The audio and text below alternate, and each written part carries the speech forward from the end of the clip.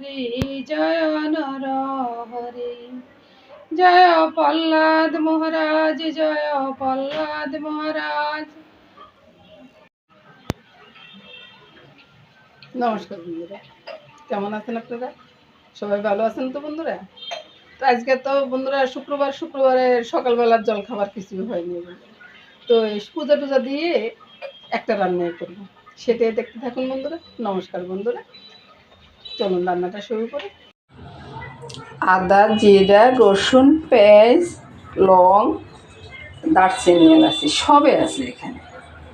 তারপরে দিয়ে দিলাম স্বাদ মতো নুন, তারপরে হয়েছে লঙ্কা, হলুদ, লঙ্কা আর একটু দিই।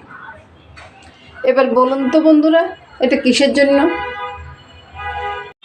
এটা কিসের মাংস বলতে পারেন বন্ধুরা? তারপরে এই যে মশলাটা সবটা ছেড়ে দিলাম, সাথে দিব রসুন, পেঁয়াজ, তারপরে দিয়ে দিব আলু। এবার ভালো করে মেখে নিই। এবার একবার ভাইরাল একটা মাখা দিচ্ছি। বলুন তো বন্ধুরা, এই মাখাটা যদি না ভাইরাল হয় তাহলে কি হয়? এরকম একটা মাংস মেখে তো আমিও ভাইরাল হতে পারি। এবার বলুন কেমন হয়েছে? তেলটা গরম হয়ে গেছে বন্ধুরা। এবার ফোড়নটা করে দিলাম, দারচিনি, এলাচি, লং, তেজপাতা। তারপরে এই যে হাঁসের মাংস,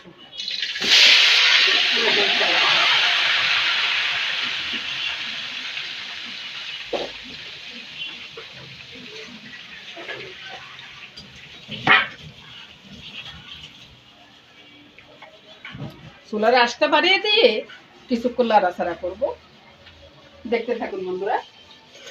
আজকে কিন্তু আমি অন্য কোনো কিছু রান্না করব না, আজ হাঁসের মাংস দিয়ে ভাত খেয়ে নিব।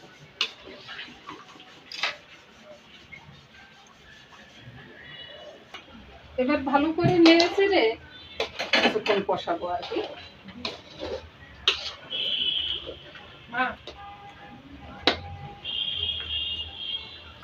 ঢাকাটা সরিয়ে আবার একটু নেড়ে দিব। আর বন্ধুরা, মাখানোর পরে আমি কতক্ষণ রাখছি সেটা তো বলি নাই বন্ধুরা। প্রায় 1 ঘন্টার মতো আমি মাখানোর পরে রেখে দিয়েছি আর কি। তারপরে রান্নাটা করতেছি, ফাঁকে দিয়ে আবার মামুনের সাথে একটু কথা বলে নিলাম বন্ধুরা। হাঁসের মাংস ওই যে আগে সব বেঁচে লাগতো, পরে রান্না করতে আর তেমন একটা সমস্যা হয় না। আর ফাঁকে দিয়ে দেখাই দি বন্ধুরা কে আসছে। দেখুন তো বন্ধুরা, আমার বাইরে দেখা যায়। হ্যাঁ বলছি তো,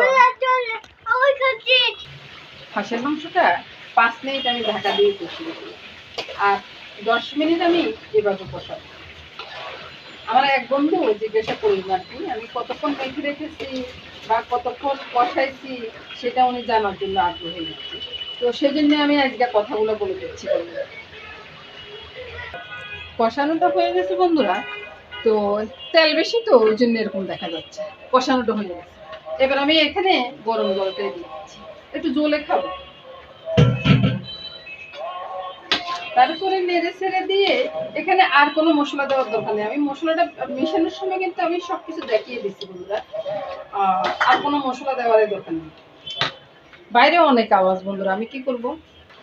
এবার বন্ধুরা মাংসটা নামিয়ে নেব, নামানোর পরে দেখাচ্ছি বন্ধুরা। রান্নাটা হয়ে গেছে বন্ধুরা, হাসতেছি বাইরের কথা ধরি, মানে বাইরের কথা শুনি আর কি। কেমন হলো বন্ধুরা রান্নাটা? আর এদিক দিয়ে দেখুন টপ টপ করে সব তেলগুলো পড়ে যাচ্ছে। তেলগুলো থাকলে তো আরেকটা তরকারি রান্না করা যায়, তাই না?